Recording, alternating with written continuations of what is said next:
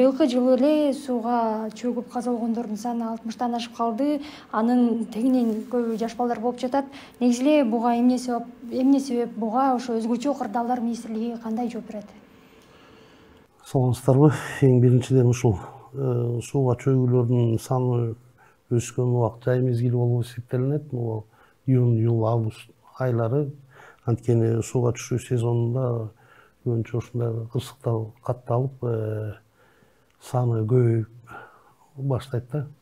Аны башка учурларда кыш мезгилинде, жаз, күз мезгилдеринде мындай кайгылуу окуялар азыраак катталат да. Бунун эң бир негизги себептеринин бири өзүбүздүн өмүрүбүзгө болгон адамдардын, жарандардын коопсуздук чараларын колдонбогону, ошону аткарбаганынан көбүн эсе ушундай учурларда келип чыгат. Негизи эле баягы коомчулукта сууга түшүп, чөгүп кеткенден кийин 3-4 күнгө чейин табылбай жаткан учурлар болуп жатпайбы? Анан ошол учурда баягы коомчулукта баягы бул ошо табылбай жаткандыгы же сууга чөгүп каза болгондугу өзгөчө кырдаалдар министрлигинин чабалдыгы деген сөз айтылып келет да сиздер тарапка. Анан чын эле ушул багытта негизи күнөөнү сиздер моюнга аласыздарбы? Андай күнөөнү моюнга албайбыз, анткени бул акыркы күндү алсак эле, азыркы күндө 3-4 күндөн бери эки жерде издөө куткаруу иштери аткарылып жатат. Биринчиси ошол Ысык көл областындагы Ысык көлдүн жээгинде 4 жаштагы наристе кызды издөө иштери аткарылып жатат. Анан дагы Чүй областында Токмок шаарынын тушунда, Шамшайдын тушунда бир жаш жигит Чоң Чүй каналына түшүп кеткен. Мында да издөө куткаруу иштерин ошол сиз айтып өткөн өзгөчө кырдаалдар кызматынын кызматкерлери аткарып жатат. Анан бул 3-4 күнгө чейин табылбай калганын себеби кайсы жерде чөгүп кеткенин ошол айланасында билген адамдар даана так көрсөтө албаганда, мисалы үчүн көлдү алсак, ошол табылбай аткан себептери ошол күндөрү катуу шамалдын айынан ошол ата энесин, баласын кароосуз калтырып үйлөмө баллонго отургузуп коюп, анан ошондон баары көлдүн ортолоп алып кеткендигине байланыштуу деп айтсам болот. Бул оор иш, суунун астынан адамдын, тем более кичинекей наристенин денесин табуу кыйындык жаратат. Жердин үстүндө шамал болуп, толкундоолор болгондо бул көлдүн астына чейин берилет да, ошол кумдарды, ошол ылайларды алып көлдүн ичиндеги баягы өзүнүн эмеси бул течение агымы болот. Ар кандай ар кайсы жака алып кетиши мүмкүн.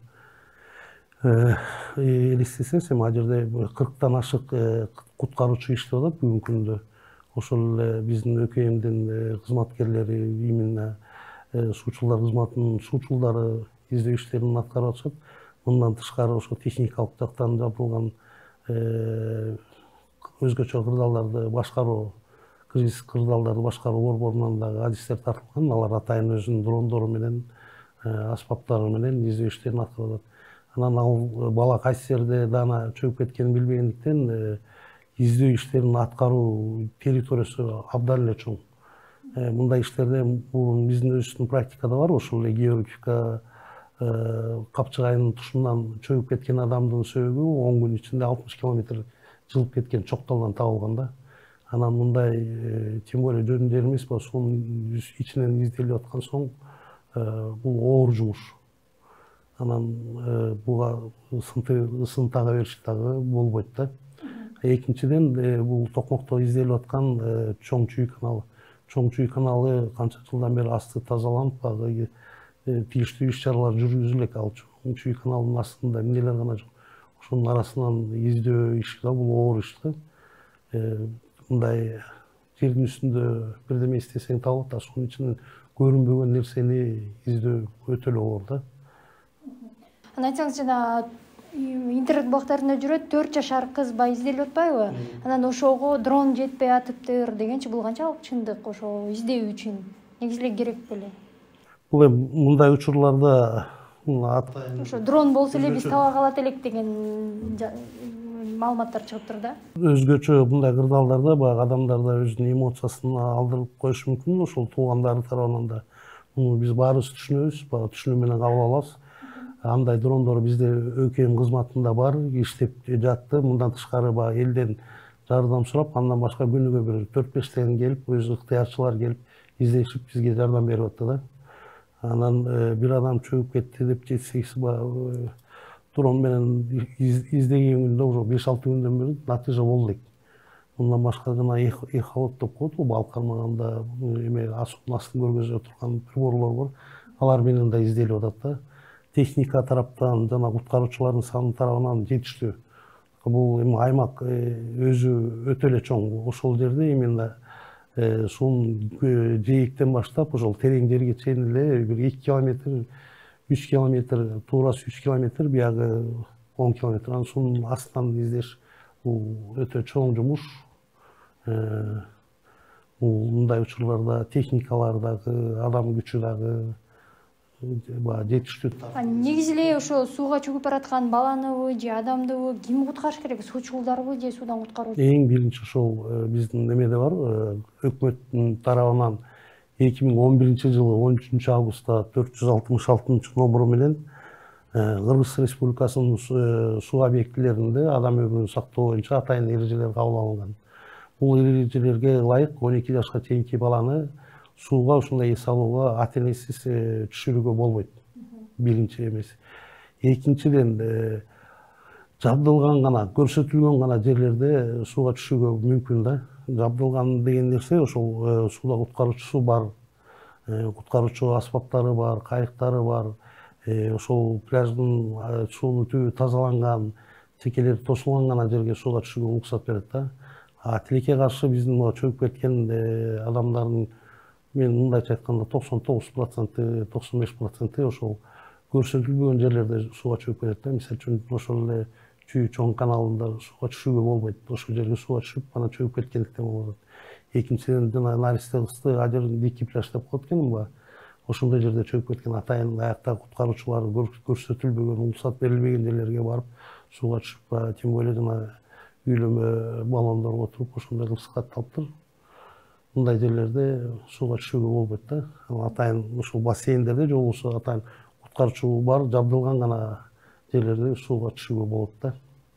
Ошо суудан куткаруучулар даярдыктарды кандай көрөт? Сиздердин кызматкерлер ошо ар бир пансионаттабы же пляжда болбосо, мисалы, ал жактын мойнуна илип коюп атасыздар да, ал жакта болбойт да. Суудан МЧСтин кызматкерлери же пляжда же пансионатта. Бирок азыркы учурда ошол жактын эле кызматкерлери баягы суудан куткаруучу болуп атышат да. Ошол нерсе негизи туура элеби? Алар канчалык даяр ошо адамды суудан куткарып калган? Биринчиден мен сизге түшүндүрүп өткөндөй, тиги жабдылган гана ошол жерде уруксат берилген гана жерлерге сууга түшүүгө болот. Уруксат берилбеген жерлерге ÖKM кызматкерлери барып, ал жерде элди карап кайтарып отурганга мүмкүнчүлүгү да жетпейт. Өзүңүз билесиз, көлдүн узуну эле 200 километрден ашык болуп турат. Жана жогоруда айтып өтүлгөн правилага, эрежеге ылайык ар бир 50 метр жайда жабдылган жерлерде бирден куткаруучу болушу абзел да. Ошондо гана баягы сүзүп барып, 2-3 мүнөттүн ичинде чөгүп бараткан адамды куткарып калууга мүмкүн да. Анан ошол эрежеге ылайык ошол баягы терең жерлер 50 метрге чейин тозулуш керек жээктен баштап. Андан ары сүзүүгө болбойт деп, анткени ошол куткаруучу сүзүп барып куткарып калууга мүмкүн да. Тилекке каршы андай жер эмес, жабдылбаган жерлерге барып чөгүп кетип атат. Айла жокпу? Кыргыз Республикасынын аймагында адам өмүрүн ушундай өзгөчө кырдаалдар пайда болгондо биз ошол жакка барып кызмат көрсөтүүгө туура келип жатат. Жерден тиги күнөөлүү, бул күнөөлүү деп күнөөлүүлөрдү издей берсек көп болот. Ушул эмеге жараша, эрежеге жараша жылдын башында эле купальный сезон башталар алдында ошол кимдин территориясында, ким аймагында, кайсы айыл өкмөттүн аймагында болсо, ошол айыл өкмөт же болсо райондордун арасында атайын комиссия түзүлөт. Комиссияга ошол биздин эле ÖKMдин кызматкерлери, ÖKMден бир өкүл, санэпидемстанциядан өкүл, ошол туалети барбы, душу барбы, ичине турган жерлери барбы, ошондой жерлерди тактап. Мындан башка транспорт министрлигинен жана оюн зоок өткөрүлгөн кайыктары, кайык токтоочу пирстери, ошолордун баарын текшерип туруп, анан уруксат бериш керек. Жерге сууга түшүүгө болот деп. Уруксат бербеген жерлерге ошол жерге тактайчылар кириш керек, сууга түшүүгө болбойт деп. Тилекке каршы биздин элдер көп түшүнбөйт. Менин жерим, мен илгертеден бери түшүп жүргөм. тигиндей кылып жүргөм, мындай кылып жүргөм деп анан ушундай дикий пляждарга барып ошондой жерлерде көп катталат да. Судан куткаруучулар даярдыктарды каяктан өткөрөт? Сиздерденби же? Биздин ушул суучуларды даярдоо борборунан, биздин борбордон даярдап чыгабыз. Даярдоо курсу 10 күн болуп эсептелинет. 18 жаштан 45 жашка чейин Кыргыз Республикасынын жарандары же чет элдик жарандарды эле даярдай беребиз. Физикалык жактан ден соолугу чың, сууга сүзгөндү билген адамды 10 күн ичинде даярдап, сууда куткаруучу сертификатын, күбөлүгүн беребиз да. 10 күнүн ичинде булар сууда адам өмүрүн суудан кантип куткарыш керек, кандай абалда сүзүп баш керек, ошо чөгүп аткан адамга биринчи медициналык жардамды кантип көрсөтүш керек, врачебный врачтар келгичекти, ошол кантип өмүрүн сактап, кандай нормада ошол пляждар тозулуш керек, кандай асты тазаланыш керек, бүт баарын үйрөтүп чыгабыз. Жылга бул иш биздин борбор аткарып келет. Былтыркы жылы биздин борбор аркылуу 157 сууда куткаруучу даярдаганбыз, бул республика боюнча. Быйыл болсо ошол эле көрсөткүч 302, бүгүнкү күнгө 302 кызматкер, то есть сууда куткаруучуну даярдап чыктык да. Жылдын аягына чейин бул да цифра көбөйөт деп отурабыз. Анткени күнүгө күн сайын келип окуйбуз, иштейбиз деген адамдар да тартылып атат. Мындайча айтканда былтыркыга салыштырмалуу 2 эсе көп адистерди даярдап бердик. Анан ошол эле кийинки жылы ошол эле окуган адистер кийинки жылы иштейм десе, биз ошол квалификациясын тактап беребиз. Алган ошо билим, теоретикалык билимин экзамен аркылуу текшеребиз. Bir күн эртеси күнү практикалык ошол адамдын сууда куткаруу өзүнүн нормалары бар. Минутасына баланча метрге, баланча убакта сүзүп баш керек, куткаруу ыкмаларын, жана ошол эле куткаруучу кругтарды, шакекчелерди алыска ыргытуу боюнча, каякта сүзүү боюнча ыкмаларды бүт баарын үйрөтүп, анан 2 күн ичинде эмеси, акысы ошо 500 сом болуп эсептелет. Төлөп бизден окуп, өзүнүн квалификациясын тастыктап кетишет. Айтсаңыз, негизи эле буга чейинки жылдарда дагы ошо башка сөөктү издеп аткан учурда андан башка да сөөктөр табылат деген учурлар болуп калат да. Анан быйылкы жылда ошондой учурлар катталып жатабы? Андай учур пока каттала элек, мен мындай учур катталганын уга элекмин. Муну башка өлкөлөрдө же башка жактарда болуп калышы мүмкүн. Бизде баягы табылбай калган адам эмеси быйылкы жылы боло элек, былтыркы жылда болгон эмес. Ошол сууга чөгүп кеткен адамдардын сөөктөрү баары табылды десек болот да. Азыркы учурда изделип аткан ошол 2 эле ошол 4 жаштагы наристе бала болуп атат. Анан чүй токмоктогу жаш бала, жаш жигит болуп атат.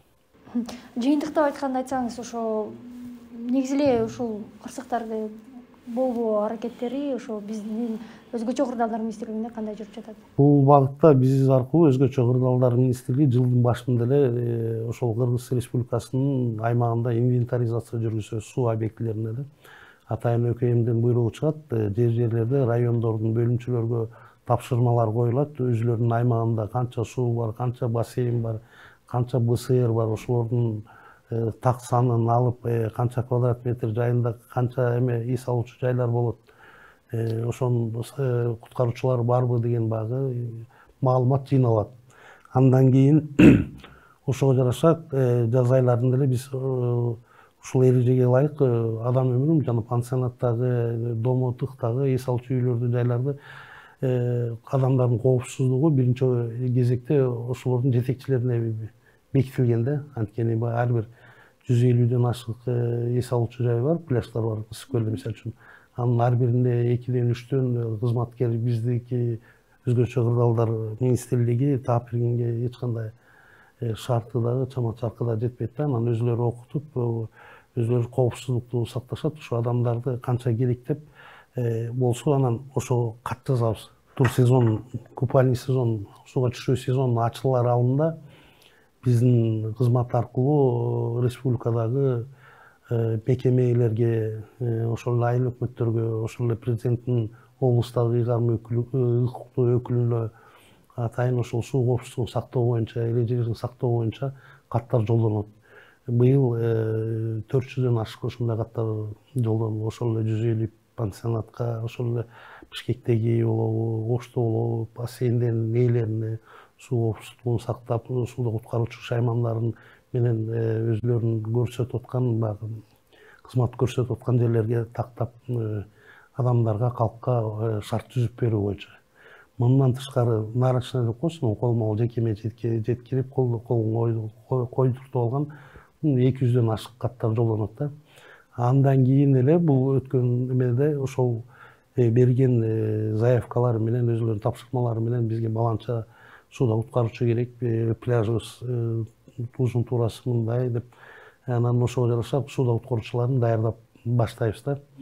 Бул эми жылы бою жасайбыз, бирок ушул сууга түшүү сезон мезгили келатканда көп окутуп баштайбыз да. Азыр жогоруда айтып өткөн азыркы учурда 302ден ашты да. Кудай буюрса бир 330-350ге чейин быйыл саны жетет окшойт да, былтыркыга караганда, 150ге караганда.